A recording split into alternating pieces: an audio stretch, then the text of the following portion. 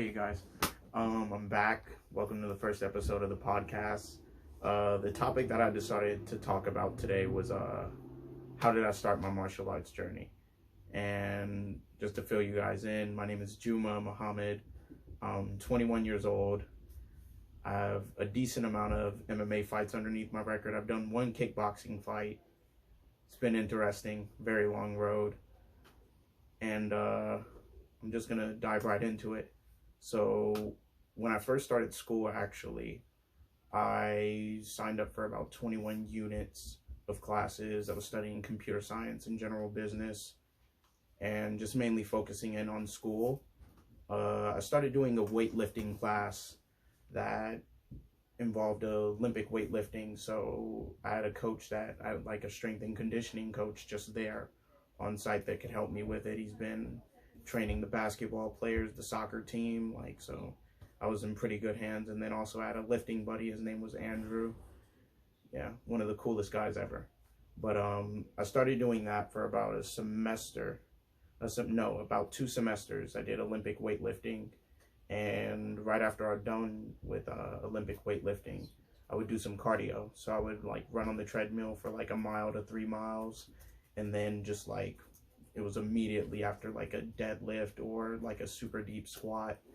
I think the most I've ever squatted doing Olympic weightlifting was like 435 pounds, but my weight was a little bit different because I was almost like 200 and I think I was like 268 at the time that I did that. So according to my body mass and how much weight I was actually lifting, it was definitely doable. Looking back on it now, I probably couldn't even lift that much if I'm being 1,000%, but that's how that started. So then after that, I finished up my finals in December, and then I scheduled a trip. I was just wandering one day thinking about martial arts, and then I just went like, I know how to fight, but I want to learn how to fight even better. And I wanted to learn how to use my elbows and knees. So then I had the brilliant idea of maybe I should go traveling, go learn martial arts. So then I was thinking about doing it in Thailand, but eventually I ended up settling on Indonesia because it was a predominantly Muslim country. I mean, the moral value system there and what I personally believe aligns. They have certain things about the culture that some people find appealing and not appealing, but overall it was a beautiful country. Stayed in like a lower middle class neighborhood in an Airbnb. Actually got to know somebody who lived there extremely well. His house was like it was a house that a lot of tourists always travel to. So the way how his house was set up was it had around 15 floors, or no, it didn't have 15 floors. It had 3 floors, 15 rooms on the basement, 4 rooms on the mid-level, and then another 4 rooms on the top level. And it was just, he was an architect for the Indonesian government, so I really cashed out on like meeting somebody like that initially, just to like, in terms of local status, like he was pretty well known and people respected him. So therefore, whenever people saw me going to and fro, they would always look out for me because of him. His name was Steven. Stevanus Augusto or something like that. Very interesting name for an Indonesian guy. So I ended up studying martial arts in Indonesia. So I found a gym. It was called Combat Training Camp in Indonesia. I don't remember the exact address, but it was like a 10-minute run from my house and like a 3 or 4 minutes motorbike drive. So I would run or drive to training every single day. Play basketball with my friends. Actually, I made a few friends while I was out there in Indonesia. Just a big hooping culture there. You'd be really surprised. But I just played basketball, did Muay Thai every day, ate whatever I wanted, didn't really have a firm understanding of food and what you should or shouldn't eat. It was just, I was there like putting in a lot of work, so I just naturally shed off a lot of pounds. And yeah, man, the weather was super humid. It was around like 100 and any given day, it was like the lowest it would be is like 98 degrees in the beginning of the day, all the way to about like maybe 124, maybe 126. And this is Indonesia too, so if you've ever been there, it's hot and humid, definitely very interesting, and a lot of stuff went down over there. But so I ended up deciding to go to Indonesia, and that was definitely the first time I ever experienced like not having any wiggle room to really like mess up in terms of life, because like I lived out there for almost 3 months. I just disappeared off the planet. I didn't even tell my mom and dad where I was going until like a month or 3 weeks before the trip. Like I just went like, I'm doing it. Saved up enough PTO at work, scheduled the time off. I was working at Banana Republic at the time. And then just saved up enough cash and just did it. I went out on a limb and just went on that trip, and ever since then I've never looked back. But I did that, trained every day. I called up my boy, his name is Mohammed Defrepolis. He's actually done a Muay Thai fight on Max Muay Thai, and also he's done a few amateur fights here and there, but he's back in the States now, and friggin' he's doing amazing too. Shout out to him. Friggin' doing his Muay Thai. Every time I see him, he's always looking like he's improving more and more. I'm really proud of him and all the things that he's done. Check him out. I'll put his Instagram in the link below. And I went over there, trained with him every single day for like a month and a half. I had a whole bunch of friends over in Indonesia. We were kicking it. We would kick it every single day, pretty much. And it was just a constant thing of just having fun. But at the root of it, I was training every single day. Like I was training Muay Thai, hitting pads, hitting the heavy bag for like hours. I would show up to class like maybe like 2 hours in advance and do like maybe 2 or 3 sessions with the trainers there. I would show up there at like, class started at 12. I would show up at 11 and not leave there until like 3 or 4, go play basketball, and then change again, and then train again at the night class. So I was training 2 times a day in MMA, and then I would either also run or I would play basketball. So it was one or the other. It depended on what I wanted to do that day, really. And I did that, and I went from weighing about, during my first college semester, I weighed about like 280, somewhere around there. 280, 285 to like maybe 278. And then after that first semester was over, this is before my Indonesia trip, I got down to about 232 to like 228 on my own with just weightlifting. I tried eating 1 meal a day, but I didn't really know much about like nutrition, so it didn't really work out that well. I mean, that's pretty good results considering all things, but it wasn't what I was looking for.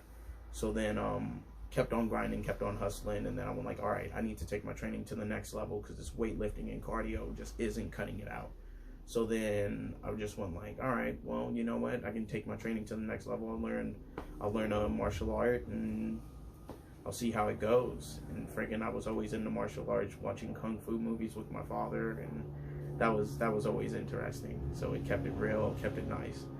And then fast forward to my Indonesia trip, I come back to the States, and I believe I was like 218, maybe 220, and I was like pretty lean. I was pretty lean considering like how much I weighed before. So then I ended up coming back to the States, just doing college. I went back to weightlifting, running more cardio, because my cardio was really good, because I was running like maybe like 5 to 10 miles a day in Indonesia, and I was like racing cars. It was super fun. I would run and like wave at cars down the street while I'm doing it, and it was definitely one of the funnest times ever, just disappearing off the map. I also took a side trip to Malaysia, and I also went with my bro Muhammad. And it was awesome, man. We lived with some Egyptian Muslim brothers, and alhamdulillah, that was really awesome too. And just got to experience like different people's culture. And then I ended up going back to Indonesia and finishing out my stay there. So then I ended up coming back, and I run into my homie that I haven't seen in a cool minute. And I ran into him right before I left for my trip. It was midway during my first college semester. So then he tells me, my boy Woodrow Parker, he's also a fighter at Dragon House. He told me like, hey dude, why don't you come by? why don't you come by Dragon House and really like check it out, see what's up? And then I just went like, what do you mean? And then he went like, well, because I know you're a martial artist and you seem like you can fight. So I mean, do you want to check out the gym? I mean, you don't have to fight, but I mean, you could train and just like learn a little bit more. We have a really good coach there. His name is Sifu Zonglo, and if you like what you see, then friggin' just stay.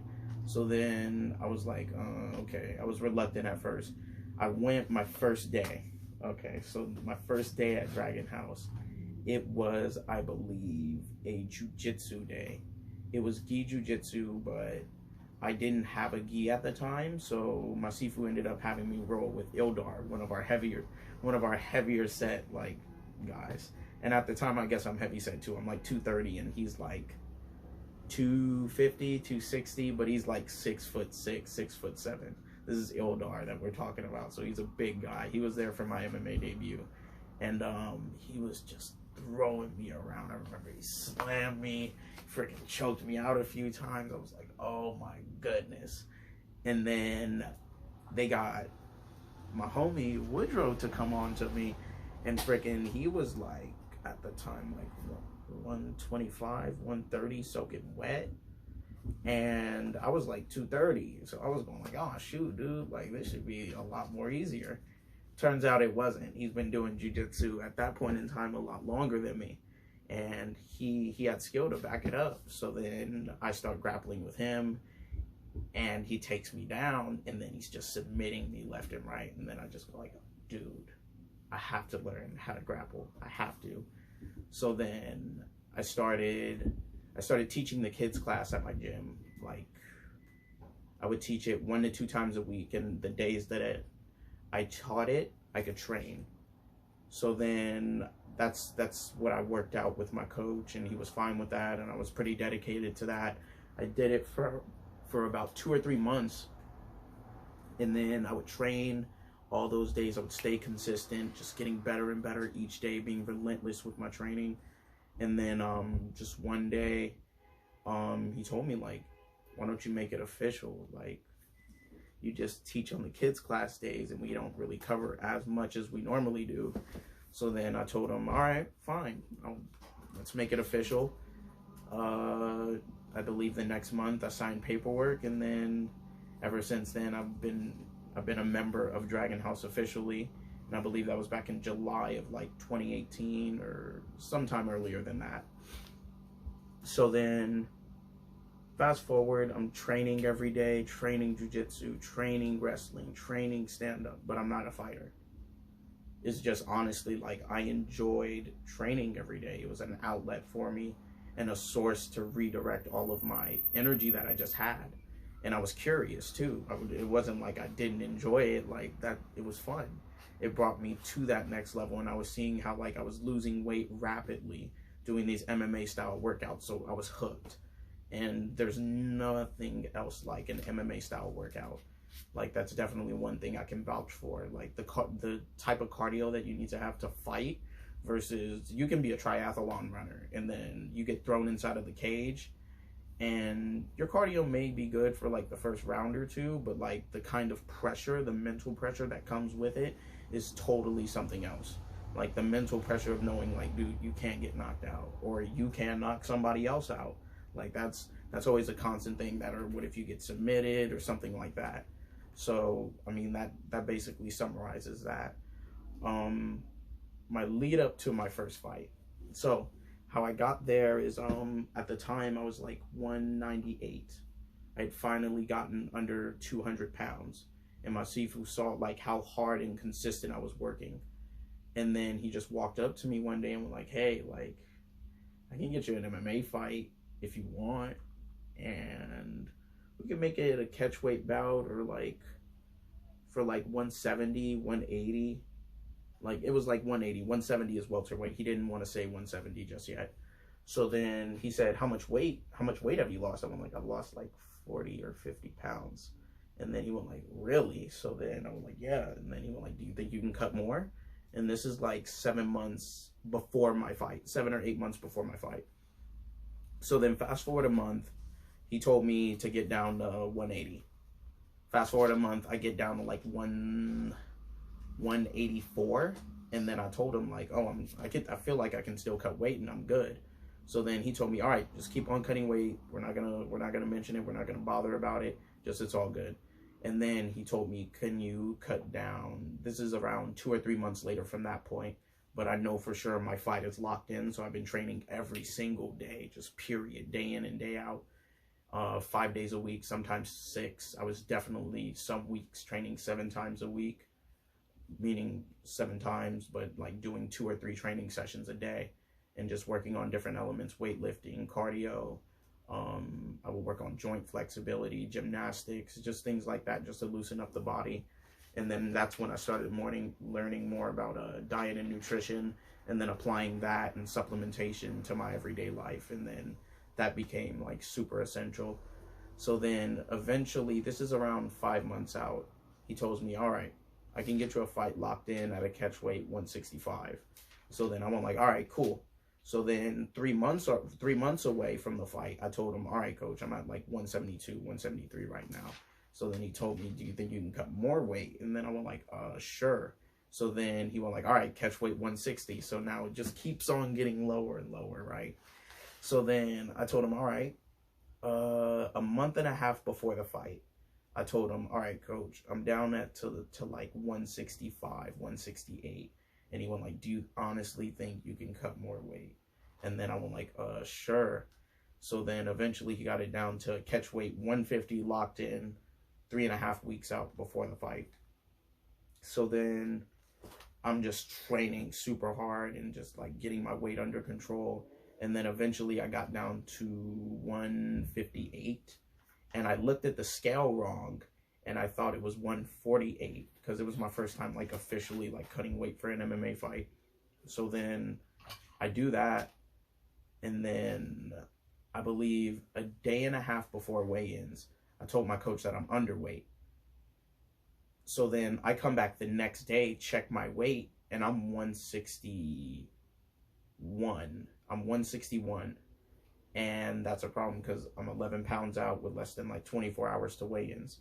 So then I talked to my main training partner at the time, Jiu-Jitsu Chris, and he told me, all right, this is what we're going to do. We're going to stay in the gym all day until you make weight tonight. So then I went like, all right, fine. So then I put on 3 hoodies, 2 or 3 pairs of sweats, a pair of shorts, and then I threw on my Dragon House gi on top of that, tied up my belt, put on some Sweet Sweat, I think, or no, I didn't even know what Sweet Sweat was then yet.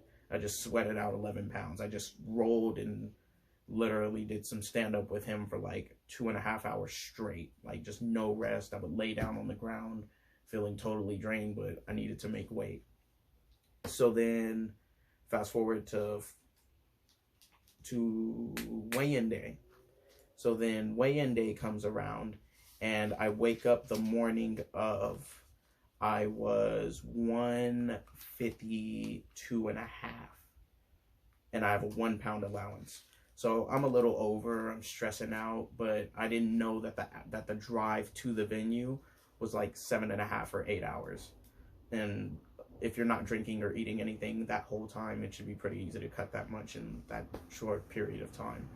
So then we drive to the venue, and by the time we get there, I'm stressing out. I find out I'm still 152.5, almost 153. So then my coach just tells me, go to the sauna. So then I go to the sauna, and I think the sauna is going to be terrible. But this is my first time in a sauna. So it was terrible, but I only stayed in there for like 10 minutes. And from what I understand, from what a lot of fighters tell me, like, and from what I've personally experienced over time, at this point I didn't know because I've never cut weight inside of a sauna like that. But 10 minutes inside of the sauna and then you make weight, that's a blessing. So then I ended up making weight. I weighed in at 150.6 at a 1 pound allowance. And then I make weight. I stand off with the guy. I look at him, and the whole time I'm just thinking like, dude, you're not going to win. Like, period.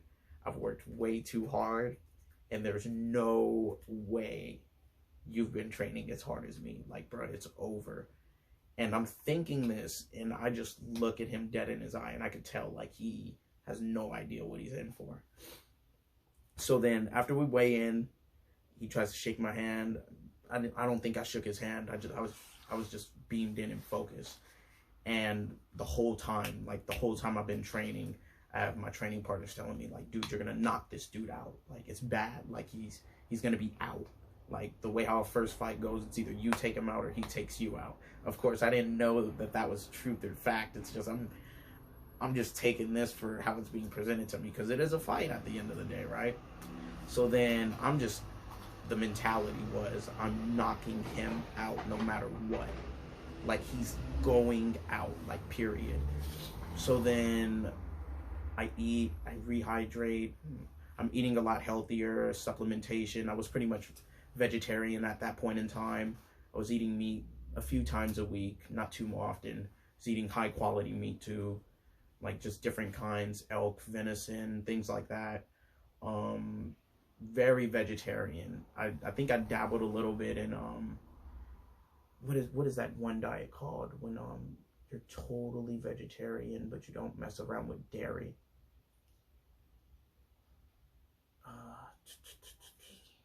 Yes, I was vegan. And being vegan, that actually helped me shed my like last 20 pounds, like just transitioning from vegetarian to veganism. And then once I got down to the veganism kind of diet, I ended up incorporating some meat, and then I just saw how like it was greatly beneficial for me.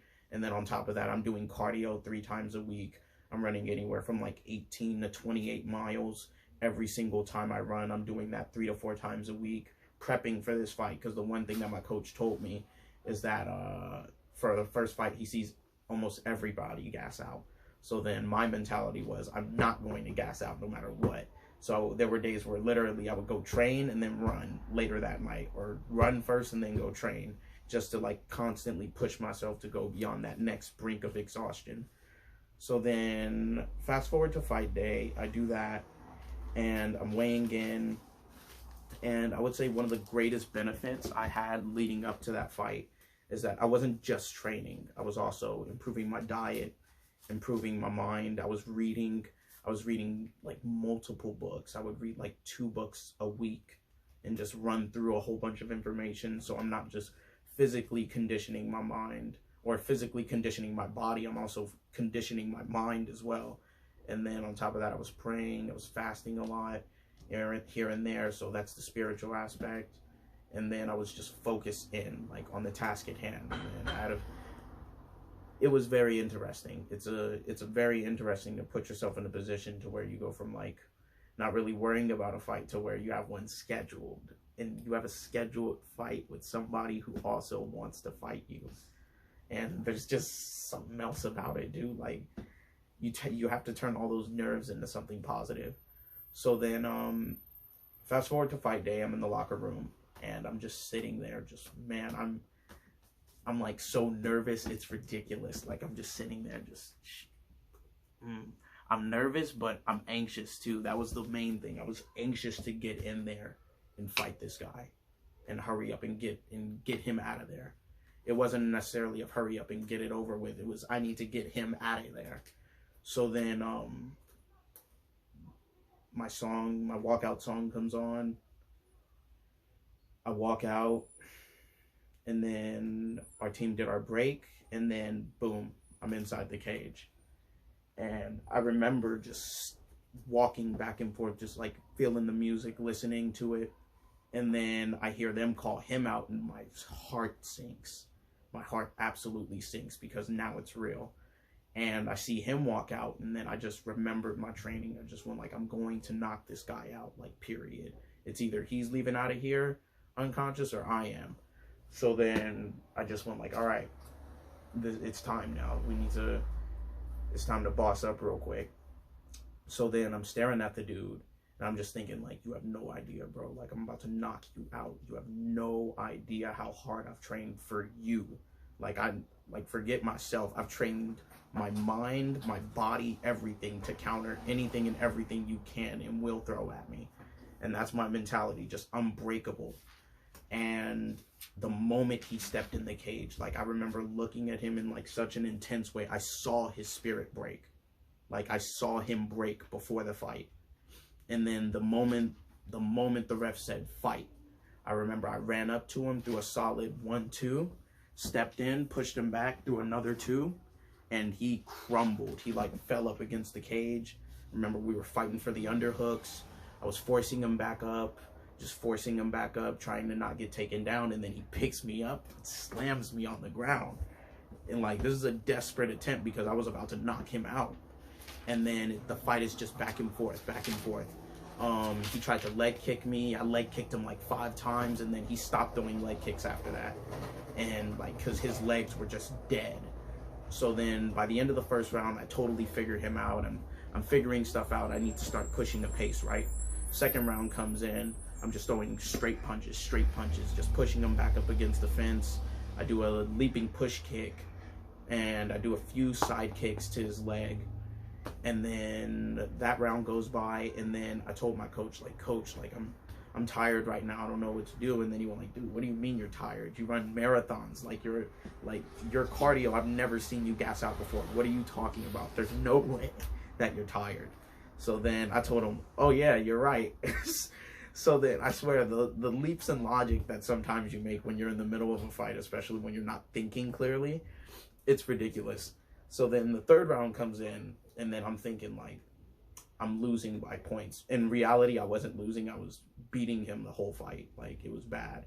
Like, I was knocking him down, taking him down, reversing his takedowns. Like, I was winning according to the judges' scorecards. But my coach told me that whenever you fight a hometown fighter there, you don't leave it to decision, period. You just don't do that. So then I ended up doing that, or not doing that. I ended up finishing him in the third round. I remember I grabbed him, threw him down to the ground, threw some hammer fist at him, and then he tried to stand back up. I took his back and slammed him up against the cage, and then I threw a 25 punch. I threw 25 unanswered punches at him with a jump kick, and I threw an uppercut at him right before the ref pulled me off of him. That, like, I remember I saw it. It hit his chin and then just dragged up to his nose, and his head flew back. And then the ref just got in between us and said, it's over. And the moment I heard, like, it's over, just a huge sigh of relief, just total relief. I wasn't anxious anymore. I did what I set out to do. And then, yeah, that was my MMA debut. I won third round TKO, I think 1:41 into the round. And ever since then, I've never looked back. And I would say one of the things, or a few of the things that really helped me the most with that was, not only was I training my mind, I was also training my body and my spirit to be unbreakable. And whenever you go into a situation with an unbreakable mind, it's unyielding. Things run a little bit differently because failure isn't an option. Now, there have been fights where I did lose, but I can also attest to the fact that my mentality going into that fight was a little bit different. And your mentality will always be different leading into other fights. But I mean, like, no fight is the same. The opponent will never be the same. Nothing will ever be the same about a fight in general, because it's totally unpredictable. But I ended up doing that, and then I just kept on training, and now here I am now with a few more fights underneath my belt. I won a championship fight. I've done a lot. I was able to fight in Cal Palace, and I won that fight. It was the biggest fight, I think, of my amateur career, just in terms of publicity. Like, that one, it was for the URCC. That was super interesting. And ever since that first fight, I would say I've managed my weight. Now I stay a lot lower, a lot leaner. I'm becoming a featherweight fighter as well. That's 145. So I went from, at the beginning of my journey, from 285 at the most to being able to compete at 145 eventually. So I mean, I'm still learning my body and still developing my hypothesis on how my body works. And that's always constantly evolving. I'm doing things like yoga and meditation. That's something that I've really been doing to just discipline and just drive my mind towards that discipline factor, because you need to be able to go into a situation not expecting anything, but actually the less emotion you have going into a fight, with my experience, the better you perform. And I've heard other high-level athletes express the same thing, just in their own unique way. But for me, that's what I really see. Like, that's how I feel. Like, there have been fights where I go in there super emotional, but I still win. And then there are other ones where I just go in there cold as a rock. Like, I don't feel anything. Like, my whole body feels cold and my mind is focused on the task at hand. And I would say that also has to do with what I eat, my supplements that I take. Like, supplementation as a fighter, like, I can't even express to you guys like how big that is. Just as an athlete, if you don't supplement, you should probably start. Now, I can't tell you exactly what to take because everybody's body runs a little bit differently. Like, I know for me personally, I'm anemic, so I'm iron deficient. So what I have to do is take advanced iron supplements or eat foods that have a lot of iron in them, right? Also, another thing that I would say helped with a lot of my success in the MMA community / scene is consistency. Just consistency. Like, I have a very good habit of, right now we're in court and we're in the COVID-19, so we're all at the stay-at-home order, and that's partially the reason why I started doing this podcast. But before this COVID-19, I was training jiu-jitsu 2 to 3 times a week, wrestling every single wrestling class, doing stand-up with professional and amateur fighters. And I'm blessed to be able to train at one of the best gyms, if not the best gym in the California area, I would argue. Dragon House MMA, check out our school. It's a wonderful school. We offer jiu-jitsu. We offer Brazilian jiu-jitsu, Clovis Silva Brazilian combat jiu-jitsu. We also offer Mongolian style wrestling. It's led by our head coach and the owner of the gym, Sifu Zonglo. And we're a traditional Kung Fu school, and we also teach Bak Mei Kung Fu, and also Sanshao kickboxing. So if that's something that you're interested in looking into, definitely come and check us out. We have Bellator fighters. We have fighters that have competed on the Contender and the UFC, on the UFC bigger platform levels. We have tons of fighters that have fought on the LFA and Bellator. Like, that's not even a big deal for a gym like ours. Like, a lot of fighters like train their whole careers to be able to get to somewhere like that, and because of who our coach is and how respected and well known he is in the community, then he's able to make things a lot easier for us. Like, the rule of thumb for him is, you just need to show up and train. Show up and train, I'll take care of the rest. And you know what? He's definitely somebody who stands by that, and pretty much anything he co-signs when it comes to MMA, I definitely co-sign it. He's my corner. He's my advisor when it comes to a lot of important decisions that I make on a basis when it comes to certain things in my life. And you know what? Like, a part of this journey is always constantly learning. How far in are we? I think we're about to wrap it up. But so this is the first episode. This is what I wanted to show you guys. This is my intro story for the podcast. This is episode 1. And here we go. I mean, this is on and happening. It's happened now, so you can definitely expect an episode 2 next Monday. And it's gonna be a different topic. Send in your questions. I'm gonna definitely read them and look at them a little bit more, and then just come up with different things that we can talk about. If you guys can put questions inside of the box below, or just make a comment, ask a question, and I may answer your question in the next podcast. Who knows? That's pretty much it. That's all that I wanted to say. Everybody have an awesome day. Stay safe, stay healthy, and peace.